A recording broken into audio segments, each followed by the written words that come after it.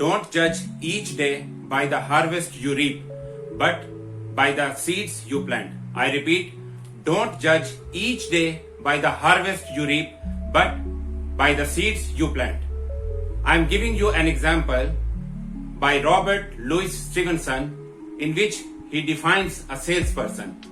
Anyone who sells a product, service, or an idea is a salesperson. At a job interview, what is he doing? A candidate at a job interview, what is he doing? A boy girl proposing to get married, what are they doing? A lawyer arguing in front of the judge for his client, what is he doing? A politician giving speeches to get votes, what is he doing? What am I doing? Selling. Remember, success depends on our ability to sell. Who is not selling? We are always selling either for or against ourselves. It is not neutral. Selling is a rejection business. You need to take 10 no's before you get a yes. But most people, when they get 10 no's, they take it personally, they get demotivated, frustrated, and they quit. They give up.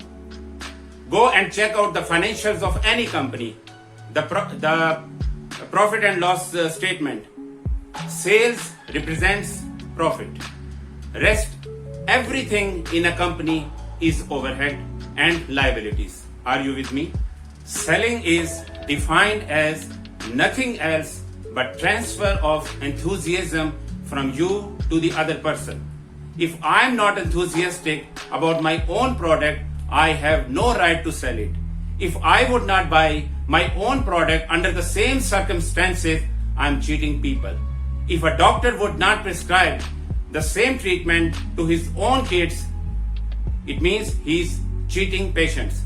If a private school owner is not sending his own kids to the same school under the same circumstances, means he is cheating people.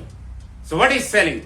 Selling is nothing else but transfer of enthusiasm from you to the other person, from me to you. Let me ask you a question. If you became as enthusiastic about my product as I am, you will end up buying it. That's it.